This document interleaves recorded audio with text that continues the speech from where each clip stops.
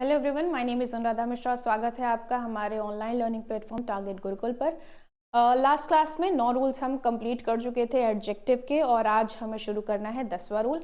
10वां rule किसकी बात करता है? Little, a little, the little की, और फ्यू, अ फ्यू और द फ्यू की। इंग्लिश में काफ़ी आपने पढ़ा भी होगा, सुना भी होगा, बोला भी होगा, लेकिन बोलते वक्त हम थोड़ा सा ध्यान में नहीं रखते हैं कि हम जो बोल रहे हैं या असल में हम वही बोलना चाहते हैं या हमारा मीनिंग वही है।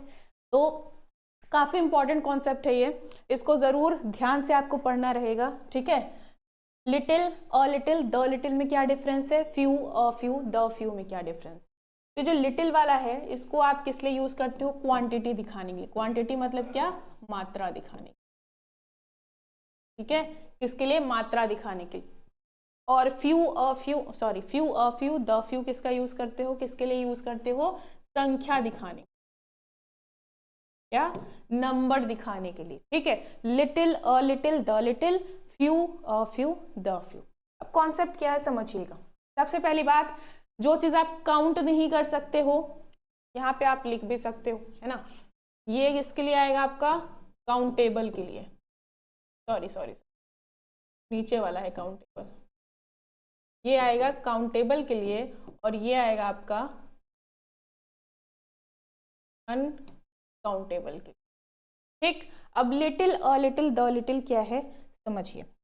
आप गए किसी के घर, पहले दिन गए, आपको ये मिली चाय, ठीक है। चाय मिली ऐसे भर के, ठीक, इतनी भर के आपको एक कप चाय मिलती, ओके। आप पीने जा रहे हो, आपका कुछ मन हुआ, नहीं, सुगंध अच्छी नहीं आई चाय की, आपने रख दिया वापस, आपने नहीं पिया, ठीक है। क्या किया? आपने नहीं पिया। तो यानी कि आपने कितनी चाय पी? कुछ नहीं, ना के बराबर। यानी आपने कितनी चाय पी? लिटिल चाय पी। कितनी पी? लिटिल चाय पी, ठीक। अगले दिन फिर आप गए, ओके। तो फिर से आपके सामने कप आई। अब आप कह रहे हो यार कल मैं चाय छोड़ गया था, चलो थोड़ी सी पी ही लेता हूँ। आपने एक सिप ले ली चाय की। क्या किया? एक सिप ले ली, यानी थोड़ी सी चाय पी ली। और जब आपने थोड़ी सी चाय पी तो कितनी हुई है? अ लिटिल चाय पी ली। कितनी पी ली? अ लिटिल चाय पी ली। ये टी सही से नहीं बनता है यार, ओके। अ लिटिल चाय आपने पी ली। फिर जब आप देख रहे हो, अरे सॉरी, आप क्यों देखोगे मतलब फिर आप पी के चले गए। तीसरे दिन फिर आप आए, आपको फिर से चाय ऑफर की गई, लेकिन जो होस्ट था उसने देखा कि भाई ये तो बड़ा बदतमीज आदमी है, 2 दिन से हमारी 2 कप चाय इसने वेस्ट कर दी, तो एक काम करते हैं, अब हम इसको एक ही घूंट चाय देंगे, ठीक। अब इतनी सी चाय आपको मिली, एक घूंट चाय मिली, और अब आप क्या कहोगे कि चलो थोड़ी सी है, पी के खत्म कर लेते हैं। आपने क्या किया? पूरा पी लिया, ठीक। आपने पूरा पिया तो क्या, लेकिन वो ज्यादा थी, थोड़ी सी थी, लेकिन आपने पूरी पी ली। तो अब आपने कितनी चाय पी? द लिटिल चाय P, the little T that was in the cup, ठीक है। तो little, a little, the little का मतलब क्या है? लिटिल मतलब ऑलमोस्ट जीरो, अ लिटिल मतलब थोड़ा सा, थोड़ा सा, और द लिटिल मतलब थोड़ा सा ही है लेकिन आपने पूरा पी लिया, थोड़ा सा लेकिन पूरा। अगर मैं बोलूं कि फ्यू चैप्टर्स आर लेफ्ट, कि आपको पढ़ाने के लिए फ्यू चैप्टर्स आर लेफ्ट, यानी कि ना के बराबर चैप्टर सब बचे हैं। अगर मैं बोलती हूं a few chapters are left, मतलब हैं अभी गिनती के 2-4 चैप्टर्स हैं, थोड़े से चैप्टर्स बचे हैं जो आपको पढ़ाने, ठीक है। और मैं कहूं कि I will teach you the few chapters that have been left, ठीक है। तो मैं क्या कह रही हूं कि मैं आपको सारे चैप्टर्स पढ़ाऊंगी जो थोड़े से ही हैं, लेकिन मैं सारे पढ़ाऊंगी जो बचे हुए, ओके। तो अगर आप little, a little, the little समझे तो few, a few, the few में कुछ नहीं रखा है, बस वही काउंटेबल के साथ आपको अप्लाई कर देना है। देखिएगा, अगर मैं कहूं I drank a few T, पहली बात, अगर आप चाय पी रहे हो तो जो चाय आप पी रहे हो you can not count it, और अगर आप काउंट नहीं कर सकते तो फ्यू तो नहीं लगाओगे, गलत हो जाएगा। ठीक, आप क्या बोलोगे, I drank a little T, मतलब आपने थोड़ी सी चाय पी। अगर मैं कहूँ I have a few books, मेरे पास फ्यू बुक्स हैं, फ्यू मतलब नहीं है यार, ना के बराबर किताबें हैं मेरे पास। ठीक है, फ्यू बुक्स, बुक्स तो आप काउंट कर सकते हो ना, एक बुक है, दो बुक है, तीन बुक है, बुक्स आप काउंट कर सकते हो, तो फ्यू बुक्स हो गए। ठीक है, I have a few books यानी कुछ किताबें हैं, दो चार किताबें हैं मेरे पास। और फिर द फ्यू का देखेंगे, I will give you the few books that I have. हमेशा ध्यान रखना ये द लिटिल या द फ्यू जो होगा उसके आगे आपको एक संबंधित क्लॉज दिखेगी ही दिखेगी। इसमें आप देखो थोड़ा सा लिखा, काम खत्म, लेकिन जैसे आपका द फ्यू आएगा तो वहां पे आपको पूरा लिखना पड़ेगा। ठीक, लिटिल का क्या था, आई ड्रैंक लिटिल टी यानी ना के बराबर चाय पी। अ लिटिल का क्या था, I drank a little T. और द लिटिल का क्या होगा, I drank the little T that was in the cup. तो आगे that was in the cup मुझे अलग से क्लॉज लगाना पड़ा द वाले के साथ। ओके, तो ये था आपका कॉन्सेप्ट लिटिल और फ्यू का, little a little the little, few a few the few. कभी भूलिएगा नहीं, लिटिल वाला क्वांटिटी यानी अनकाउंटेबल के साथ आएगा और फ्यू वाला काउंटेबल के साथ आएगा। चलिए रूल नंबर 11 पे आते हैं। रूल नंबर 11 क्या कहता है, रूल नंबर 11 कहता है, अब देखो भाई ज्यादातर एडजेक्टिव्स जो हैं देन के साथ खुश रहते हैं। ठीक है, देन लगा दिया, खुश एकदम। लेकिन कुछ एडजेक्टिव्स ऐसे होते हैं जिनका देन से पेट ही नहीं भरता, कहते हैं नहीं हमको हमारा वाला दो, हमको हमारा वाला प्रीपोजिशन दो, हम हमारे प्रीपोजिशन के साथ खुश रहेंगे, तो देना पड़ेगा आपको। ठीक है, तो इनको जो है इनका प्रीपोजिशन दे दीजिए। लिखा हुआ है अगर दो एडजेक्टिव्स हैं और अलग अलग प्रीपोजिशन मांग रहे हैं तो दे दो ना। एक मीम है ना कि चिप्स मांग रहा है, उबला अंडा मांग रहा है, तो प्रीपोजिशन मांग रहा है। ओके, तो अगर ये अलग अलग प्रीपोजिशन मांग रहे हैं तो अलग अलग प्रीपोजिशन आप लगा दीजिए दोनों ही एडजेक्टिव्स के साथ। जैसे कि he senior and older than I, अब आपने पढ़ा था सीनियर के साथ आप टू लगाते हो, ओल्डर के साथ देन चलता है, तो सीनियर के साथ आपको टू लगाना पड़ेगा, he senior to and older than I. Okay, his dress is different and cheaper than mine, अब डिफरेंट किसी से होती है, ठीक है, डिफरेंट के साथ आप प्रीपोजिशन फ्रॉम लगाते हो, तो डिफरेंट फ्रॉम कर दिया, चीपर देन कर दिया। फिर लिखा है she is stronger and younger than her sister, अब वो जो है अपनी बहन से स्ट्रॉन्गर भी है और यंगर भी है, तो ये स्ट्रॉन्ग और यंग दोनों ही एडजेक्टिव्स अपने साथ देन ही लेती हैं, तो दो लगाने की जरूरत नहीं है, देन लगाया दोनों का काम चल गया। रूल यही कहता है अगर दो एडजेक्टिव्स हैं अपना प्रीपोजिशन मांग रहे हैं तो दे दो, बात खत्म। ठीक है, अब आते हैं नेक्स्ट पर, रूल नंबर 12। रूल नंबर 12 क्या कहता है कि दो चीजें होती हैं, एक तो क्या है एज एज, दूसरा क्या है सो एज। दोनों का मीनिंग क्या होता है, उतना जितना। ओके, उतना जितना। मैं उतनी खूबसूरत नहीं हूं जितनी कि तुम, मैं उतनी धनी नहीं हूं जितनी कि तुम, मैं उतनी पढ़ी लिखी नहीं हूं जितनी कि तुम। कंपैरिजन ही हो रहा है एक तरह से, है ना, क्या हो रहा है, उतना जितना लगा के आप यहाँ कंपेयर कर रहे हो। तो आप कहोगे भैया दो चीजों की क्या जरूरत है, एक ही यूज कर लेते हैं, तो ध्यान रखिएगा जब भी क्या होगा, अगर आप पॉजिटिव लिख रहे हो, अफर्मेटिव सेंटेंस है तो एज लगाते हो, नेगेटिव है तो सो एज। जैसे मैंने आपको जितने भी एग्जाम्पल बोले वो सब नहीं वाले बोले कि मैं उतनी सुंदर नहीं हूं जितनी कि तुम, तो वहां पे सो एज लगेगा। ठीक है, लेकिन अगर मैं बोलूं मैं उतनी ही सुंदर हूं जितनी कि तुम, तो एज आएगा। कैसे एग्जाम्पल से समझिएगा, he is as good as his brother, वो उतना ही अच्छा है जितना कि उसका भाई, अफर्मेटिव है ना। और एज के बीच में डैश लगाने का क्या मतलब है, जो भी क्वालिटी की आप बात कर रहे हो यहाँ बीच में लिख दोगे, वो भी कौन सी डिग्री में, पॉजिटिव डिग्री में, इसका कोई कंपैरेटिव नहीं होगा। He is as better as मत करना, गलत हो जाएगा। ठीक है, क्या रहेगा, he is as good as his brother, वो उतना ही अच्छा है जितना कि उसका भाई। He ran as fast as he could, वह उतना तेज दौड़ा जितना दौड़ सकता। ठीक है, he is not so smart as I, वो उतना स्मार्ट नहीं है जितना कि मैं। नहीं है के लिए आपने क्या लगाया, सो एज, और दोनों के बीच में कौन सी डिग्री, पॉजिटिव डिग्री। ठीक है। अगर अफर्मेटिव सेंटेंस है तो एज बीच में पॉजिटिव डिग्री, नेगेटिव सेंटेंस है तो सो एज बीच में positive degree. This was rule number 12 for you. Next आते हैं रूल नंबर 13 पर। रूल नंबर 13 क्या कहता है? हाँ, ये जो नियम है इसको हम बोलते हैं क्या?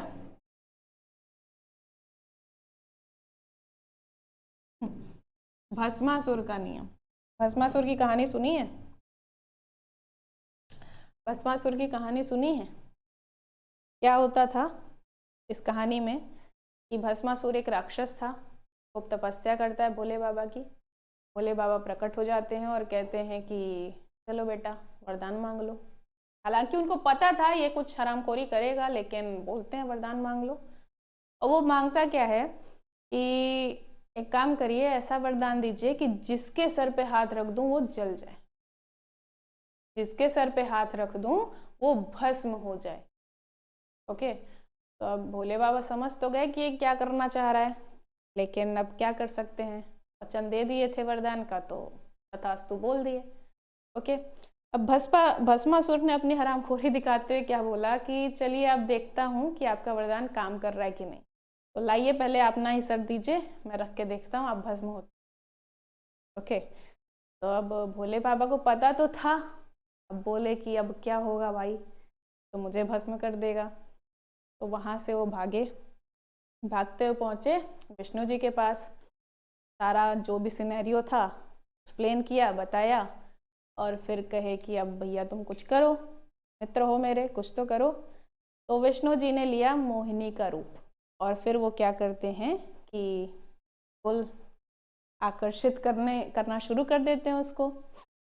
भस्मासुर भी मोहिनी को देखने के बाद अब भोले बाबा को भूल जाता है, तो कहता है कि प्रिय मुझसे शादी कर लो। ठीक है, फिर मोहिनी क्या करती है कि बोलती हैं कि शादी तो मैं उसी से करूंगी जो मेरे जैसा अच्छा डांस कर सके। तो भस्मासुर बोलता है कि मुझे डांस तो नहीं आता, लेकिन तुम मुझे सिखा दो। बोलते ठीक है मैं तुमको सिखाती हूँ। वो डांस सिखाते हुए ऐसी कुछ मुद्रा करती है जिसमें जो हाथ है वो अपने सर पे आता है। तो बस वो डांस सीखने के चक्कर में अपना ही हाथ अपने ही सर पे रख देता, खुद ही भस्म हो जाता। ओके, तो ये कहानी थी भस्मासुर की। आपने इस कहानी में क्या सीखा कि अगर उसको वरदान मांगना ही था तो क्या बोलता कि मैं जिसके सर पे हाथ रखूं, but anyone else than me. ठीक है, एनीवन एल्स देन मी, मुझे छोड़ के बाकी जिसके पे रखूं वो भस्म हो जाए। कुछ ऐसा अगर वो मांगता तो शायद कुछ और कहानी होती। ठीक, तो अब इस नियम को हम भस्मासुर क्यों बोलते हैं ध्यान रखिएगा। अगर मान लीजिए सेम वैरायटी में कंपैरिजन हो रहा है, ठीक है, सेम वैरायटी में कंपैरिजन हो रहा है, तो आपको एनी अदर लगाना पड़ेगा ताकि ये पता चले कि जिसका आप कंपैरिजन कर रहे हो वो उनसे अलग है। कैसे? Gold is more precious than any metal.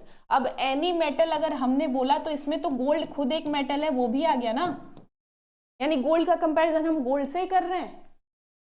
नहीं, हम कह रहे हैं कि गोल्ड को छोड़ के बाकी जितने मेटल हैं उन सब में गोल्ड जो है वो ज्यादा प्रेशियस। ठीक है, तो कुल मिला के क्या है, अगर सेम वैरायटी में कंपैरिजन हो रहा है तो आपको एनी अदर लगाना पड़ेगा। किस चीज के लिए? ये बताने के लिए कि जिसका कंपैरिजन कर रहे हैं वो बेटा अलग है। ठीक है, तो इसलिए क्या लिखेंगे, gold is more precious than any other metal. क्या लिखना पड़ेगा? Any other. Okay, any other. लेकिन अगर मैं बोलूं diamond is more precious than any metal तो ये ठीक हो जाता है। क्यों? क्योंकि डायमंड कोई मेटल थोड़ी है। डायमंड मेटल है क्या? नहीं है। तो डायमंड जो है वो अलग चीज है, मेटल अलग चीज है, इसलिए एनी मेटल लिखा तो इसका चल गया। लेकिन गोल्ड अपने आप में एक मेटल है, तो यहां अगर हम बाकी मेटल से तुलना करें तो एनी मेटल नहीं होगा, एनी अदर मेटल होगा। ओके, तो उसी तरह से जो अभी मैंने बोलता है any one else than me, तो वही मीनिंग निकलती है। ठीक है, ऐसा कभी एनी वन एल्स वाला आपको कहीं पे मिल सकता है स्ट्रक्चर। ये था आपका भस्मासुर नियम। आई होप क्लियर हुआ होगा। Next we are going to talk about determiners.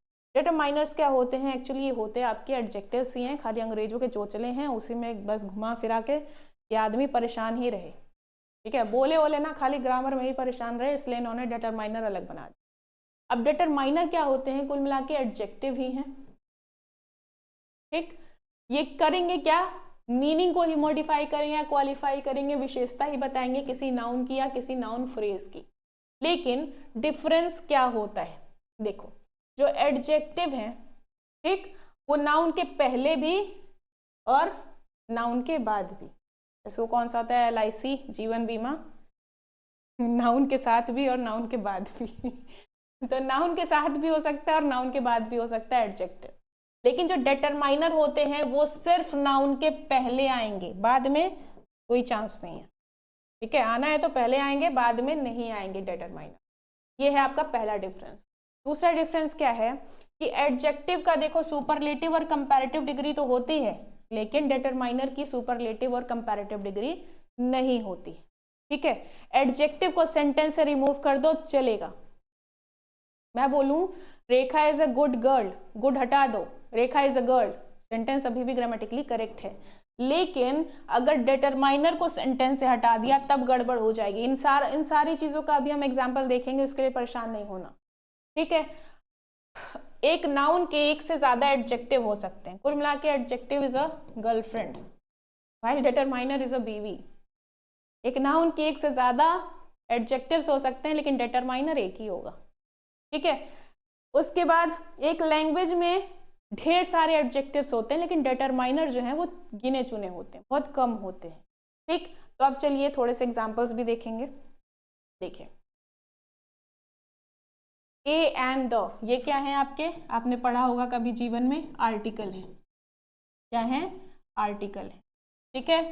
This that these those आपके क्या होते हैं, डेमोन्स्ट्रेटिव एडजेक्टिव, ठीक है, डेमोन्स्ट्रेटिव एडजेक्टिव हो गए। फिर possessive adjective, adjective of number, adjective of quantity, ये सब क्या है, डिटरमाइनर्स है। यानी कि आधे से ज्यादा जो आपने एडजेक्टिव पढ़ा है वो क्या है, आपके डिटरमाइनर्स है।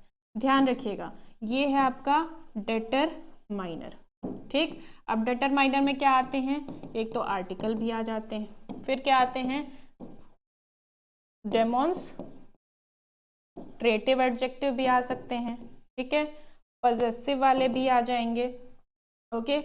उसके बाद और क्या आ जाएंगे, पजेसिव हो गए, नंबर वाले भी आ जाएंगे, क्वांटिटी वाले भी आ जाएंगे, ठीक है। तो कुल मिला के क्वालिटी वाली छोड़ के बाकी सब इधर आ गए, ये सब क्या है, डिटरमाइनर्स हैं। जैसे देखिएगा, आई सॉ अ डॉग, अगर मैं बोलती कि I saw a black dog, ठीक है, I saw a black dog, अगर मैं ऐसे बोलूं, ये ब्लैक डॉग मतलब काला कुत्ता ही है, ठीक है, कुछ और मत समझने लगा, समझ के खुश हो लो, काला कुत्ता ही है। I saw a black dog, तो ब्लैक क्या है, एडजेक्टिव है, कुत्ता कैसा है, ब्लैक है, कुत्ते की क्वालिटी बता रहा है कि कैसा है, ब्लैक है। तो अगर मैं चाहूं मैं ब्लैक हटा दूं ग्रामेटिकली अभी भी ठीक है, I saw a dog grammatically चल जाएगा, ठीक है। वही पॉइंट है कि अगर एडजेक्टिव हटाना चाहो हटा सकते हो, कोई दिक्कत नहीं है। लेकिन अगर मैं डिटरमाइनर हटा दूं, अब यहाँ डिटरमाइनर क्या है, क्या अ डिटरमाइनर है यहाँ, अगर मैं अ हटा दूं, ठीक, आप कहोगे आई सॉ ब्लैक डॉग। अब बोलने में आपको लग सकता है सही है, बट ग्रामेटिकली गलत है। क्यों गलत है, तो जब आप आर्टिकल पढ़ोगे तो एक रूल आप पढ़ोगे, पहला बेसिक रूल क्या होता है कि कोई भी सिंगुलर काउंटेबल नाउन है तो विदाउट आर्टिकल नहीं लिखी जाएगी। एक कुत्ता, आप काला कुत्ता देख रहे हो, ठीक है, तो सिंगुलर भी है और काउंट भी कर सकते हो, तो विदाउट आर्टिकल आप उसको नहीं लिखोगे। इसलिए अगर आप यहाँ से अ हटाते हो ग्रामेटिकली ये इनकरेक्ट हो जाएगा आपका, ठीक। तो इसलिए वो पॉइंट लिखा था कि एडजेक्टिव को आप सेंटेंस से रिमूव कर सकते हो बट डिटरमाइनर को नहीं कर सकते, ठीक है। आई बॉट 3 शर्ट्स, ये जो आपके एडजेक्टिव ऑफ नंबर हैं क्या है, डिटरमाइनर है। This clock is older than that one, this demonstrative adjective क्या है, डिटरमाइनर है। माई हाउस इज ब्लू, माई क्या आपका पजेसिव एडजेक्टिव है, क्या बोलते हैं इसको, डिटरमाइनर बोलते हैं, ठीक है, ओके। तो इसी के साथ ये हो गया आपका खत्म, एडजेक्टिव भी और डिटरमाइनर भी, ठीक। एडजेक्टिव की जो डिग्रीज हैं उन्हें आप एक बार जरूर पढ़ लीजिएगा। अभी अगली बारी है आपके कॉम्प्रिहेंशन पैसेज की, तो जल्दी से उसको भी लगा के देखते हैं।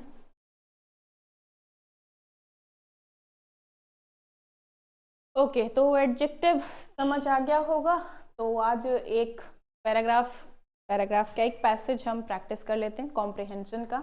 आपको पता है भाई, स्टार्टिंग में 3 आपके पैसेज आते हैं कॉम्प्रिहेंशन वाले, तो प्रैक्टिस करना ज़रूरी है। वैसे इससे पहले हम 4 या 5 ऑलरेडी प्रैक्टिस कर चुके हैं, तो अगला ये है उसी लय में उसी चलिए। ओ भाई, लिख डाला।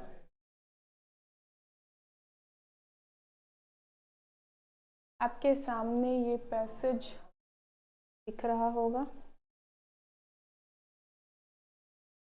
को शिफ्ट कर दो भाई, छोटा हो सकता है। ठीक, चलिए, ये आपके सामने पूरा पैसेज दिख रहा है। ठीक है, आप एक बार एक नज़र घुमा लीजिए, आप पढ़ लीजिए, मैं भी यहाँ से खड़े होकर पढ़ती हूँ। ठीक है, मैं सामने नहीं आ रही हूँ।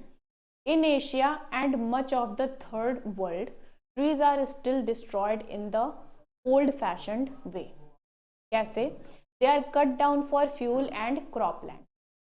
एशिया में और ज़्यादातर जो थर्ड वर्ल्ड वाला पार्ट है, थर्ड वर्ल्ड आप समझ रहे हैं, स्टार्टिंग में क्या था, कोल्ड वॉर जब चल रही थी, एक तरफ यूएस था, दूसरी तरफ आपका रशिया वाला ग्रुप था, है ना। यूएस और उसका पूरा ग्रुप, रशिया वाला, फिर इधर हम लोग आ गए जिनका दोनों में से कोई ग्रुप ही नहीं था, थर्ड वर्ल्ड। ठीक है, तो एशिया और थर्ड वर्ल्ड के ज़्यादातर हिस्सों में जो पेड़ हैं अभी भी डिस्ट्रॉय किया जा रहा है, यानी पेड़ों को नष्ट किया जा रहा है इन द ओल्ड फैशन्ड वे, पुराने तरीके से। पेड़ों को बहुत ही पुराने तरीके से नष्ट किया जा रहा है। इस तरह से दे आर कट डाउन, उन्हें काटा जा रहा है, किसके लिए? फ्यूल के लिए। ठीक है, फ्यूल के लिए काटा जा रहा है, और क्रॉप लैंड के लिए, यानी कि खेती करने के लिए भी जंगलों को काटा जा रहा है। फ्यूल मतलब लकड़ियां जला के, जैसे पहले क्या होता था, चूल्हे पे खाना बनता था, आज के टाइम भी लकड़ियों का यूज किया जाता है। ठीक है, तो फ्यूल के लिए और क्रॉप लैंड के लिए। In Europe there is new and potentially more deadly culprit. लेकिन यूरोप की अगर हम बात करें, यूरोप नहीं है, हिंदी में यूरोप लिखते हैं, बट इसको पढ़ते क्या, यूरोप पढ़ते हैं। ठीक है, तो यूरोप में क्या है कि एक नया और पोटेंशियली मोर डेडली कल्प्रिट है, ज्यादा खतरनाक कल्प्रिट मतलब आरोपी, यानी कि पेड़ों के डिस्ट्रॉय होने के पीछे कोई और है। ठीक है, ज्यादा डेडली एक आरोपी है। ठीक, द जर्मन कॉल इट वेल्डस्टबन। जर्मन लोग जो हैं वो द जर्मन, याद हो अगर पहली क्लास मैंने बोला था, किसी भी लैंग्वेज के आगे अगर आप द लगा देते हो उसका मतलब क्या होता है, वो लैंग्वेज जहां बोली जाती है वहां के लोग। तो जर्मनी के लोग इसे क्या पुकारते हैं, वेल्डस्टबन पुकारते हैं। ठीक है, जो कि क्या है, द डाइंग फॉरेस्ट सिंड्रोम। वेल्डस्टबन क्या है, डाइंग फॉरेस्ट सिंड्रोम, एक ऐसी बीमारी जिससे जो फॉरेस्ट हैं वो मर रहे हैं। But the disease is more than a German phenomena. लेकिन ये जो बीमारी है, रोग है रश्मिका मंदाना की याद आ गई रोग से। तो ये जो बीमारी है वो सिर्फ एक जर्मन फिनोमिना से ज्यादा है। फिनोमिना मतलब एक घटना। ठीक है, और फिनोमिनन का प्लूरल क्या होता है, फिनोमिना, याद हो अगर नाउन वाली क्लास। ठीक है, तो ये जो डिजीज है, बस ऐसा नहीं कि कोई जर्मन घटना है, जर्मन वालों ने बोल दिया कि ये तो वेल्डस्टबर्न है, ठीक, और काम खत्म, नहीं, उससे ज्यादा कुछ है। Since it was first observed by German scientist in the autumn of 1980, the mysterious malady has reached across Europe. Since मतलब इस समय पे, वो पॉइंट ऑफ टाइम दिखाता है। ठीक है, इसको ऑब्जर्व किया गया था किसके द्वारा, जर्मन साइंटिस्ट लोगों के द्वारा। कब, 1980 की ऑटम सीजन में। ठीक है, इसको ऑब्जर्व किया गया था। द मिस्टीरियस मतलब रहस्यमयी, मैलेडी यानी बीमारी, लिख लीजिएगा, मैलेडी मतलब डिजीज या बीमारी। ठीक, हैज रेस्ड, रेस मतलब क्या होता है, दौड़ में शामिल हो आप, है ना, रेस लगाना मतलब आगे बढ़ना। तो बहुत तेजी से बढ़ी है, कहाँ, पूरे यूरोप में। अक्रॉस मतलब पूरे यूरोप भर में ये बीमारी तेजी से बढ़ी है। 1980 में से पहली बार ऑब्जर्व किया गया था जर्मन साइंटिस्ट के द्वारा, और उसके बाद से पूरे यूरोप में ये बीमारी बहुत तेजी से बढ़ी है। ब्लाइटिंग वुड्स, ब्लाइटिंग मतलब डिस्ट्रॉय करना, ठीक है, या हानि पहुंचाना, लिख लीजिएगा, हानि पहुंचाना। बचाना। और वुड्स मतलब लकड़ियां, क्या होगा, वुड्स मतलब जंगल। वुड ध्यान रखिएगा, वुड मतलब होता है लकड़ी, लेकिन जब वुड में एस लगा दो तो वो क्या हो जाता है, जंगल। क्या वुड्स मतलब क्या, जंगल। तो ये डिस्ट्रॉय कर रहा है फॉरेस्ट को, और in countries as far apart as Sweden and Italy, और जो स्वीडन और इटली जैसे देश है वहां तक ये बीमारी पहुंच चुकी है, फैल चुकी है। Okay, explanation for the epidemic range from a cyclic change in the environment to a baffling form of tree cancer.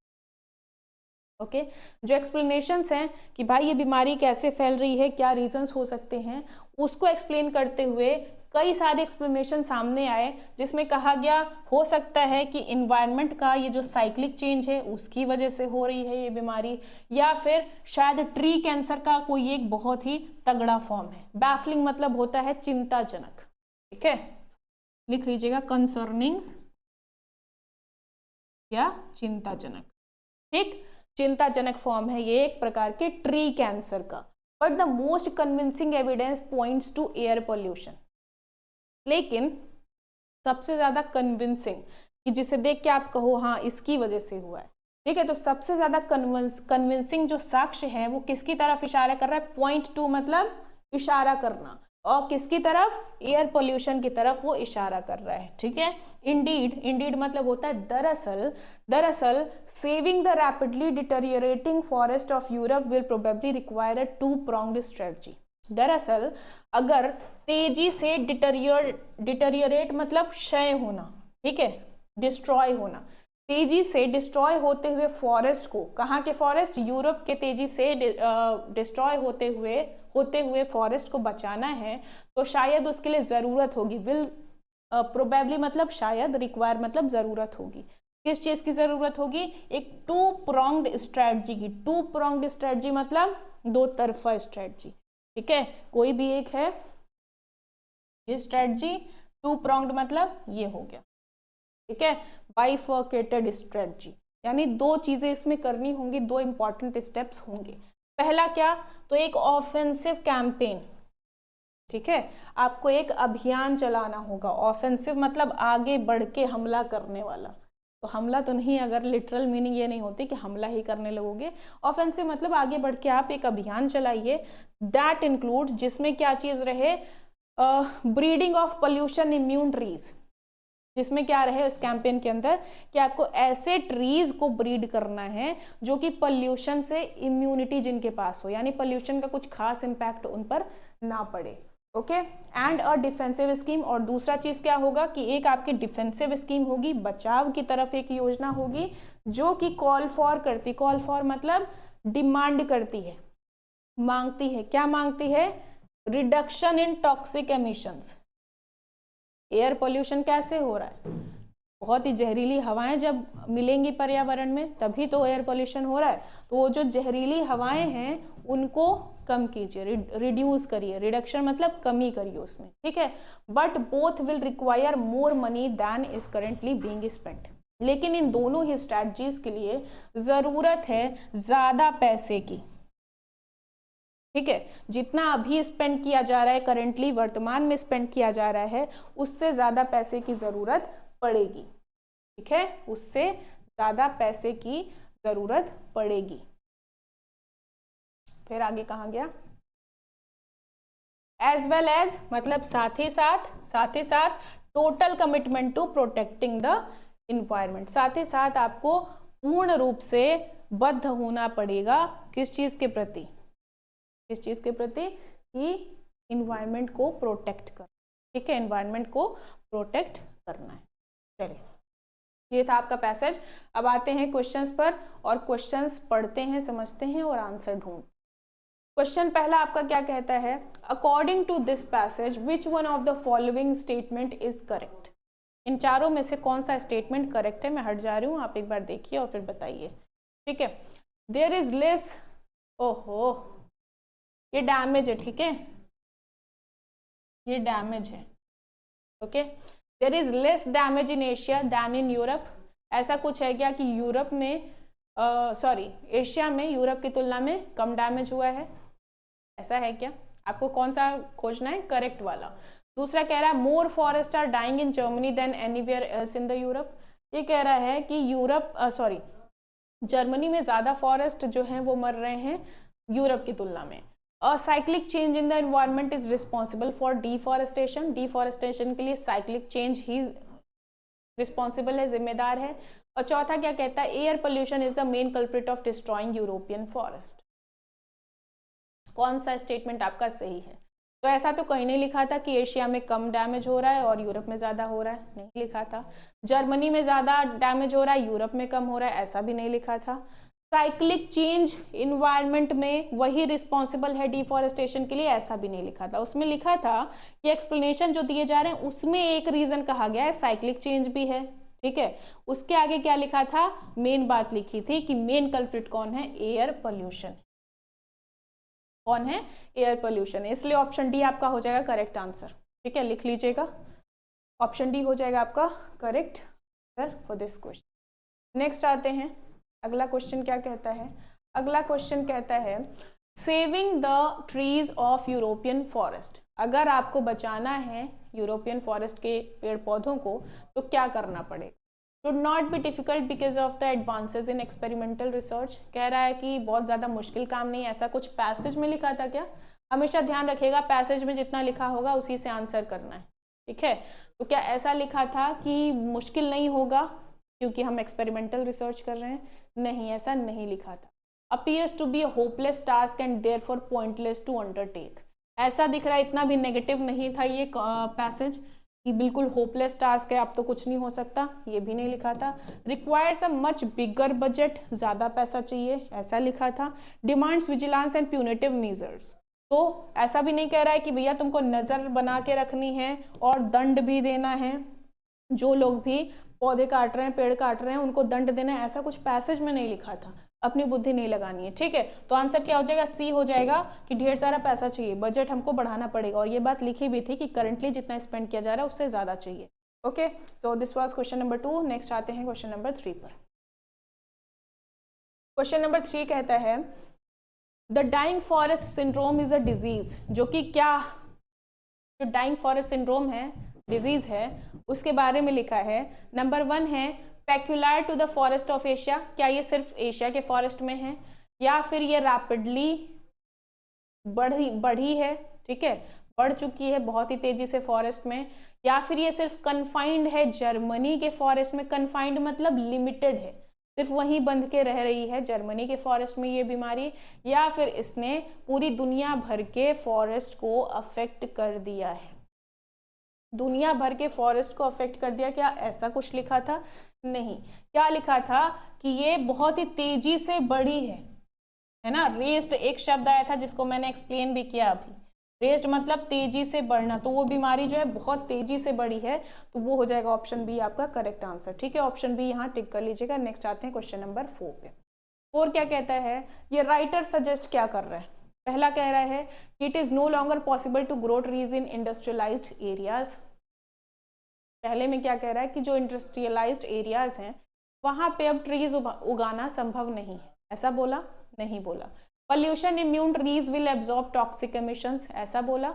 All pollution prone trees should be destroyed, या फिर ये बोला कि जितने भी पोल्यूशन से खराब होने वाले पौधे हैं उन्हें डिस्ट्रॉय कर दीजिए। या फिर it is not possible to grow trees that remain unaffected by pollution, ऐसा नहीं बोला। क्या बोला है कि पोल्यूशन इम्यून ट्रीज को आपको ब्रीड करना चाहिए, उन्हें लगाना चाहिए, है ना। यानी कि ऑप्शन बी बोला है, तो ऑप्शन बी हो जाएगा आपका करेक्ट आंसर इस क्वेश्चन के। Okay, option B, pollution immune trees will absorb toxic emissions. चलिए अब आज का आखिरी क्वेश्चन। राइटर का जो अप्रोच है इस प्रॉब्लम की तरफ, वो किस चीज का अप्रोच है, कैसा, क्या बोल रहा है, क्या होना चाहिए, ठीक है। पहला टॉलरेंस होना चाहिए, दूसरा इनडिफरेंस दिखा रहा है। इनडिफरेंस मतलब हमको कुछ फर्क ही नहीं पड़ता, ठीक है, पौधा आए मरे जिए हमको नहीं फर्क पड़ता, दैट इज इनडिफरेंस। ये राइटर क्या इनडिफरेंस दिखा रहा है। टॉलरेंस मतलब समझ रहे हो, सहना, ठीक है। या फिर वेल थॉट स्ट्रेटजीज की बात की है इस राइटर ने, वेल थॉट स्ट्रेटजी की बात किया। डिस्पोंडेंसी मतलब निराशा, बहुत ही निराश है क्या, नहीं, इसमें राइटर जो है उसने आपको टू प्रोंग्ड स्ट्रेटजी भी बोली। क्या शब्द आया था? टू प्रोंग्ड स्ट्रेटजी, यानी कि दो इंपॉर्टेंट हिस्से बताए अपने स्ट्रेटजी के। पहला तो क्या होगा? ऑफेंसिव होगा। ऑफेंसिव में क्या करना है कि कैंपेन चलाना है जिसके अंदर जो है पेड़ पौधे मतलब अच्छी ब्रीड वाले लगेंगे। और दूसरा क्या है? डिफेंसिव होगा।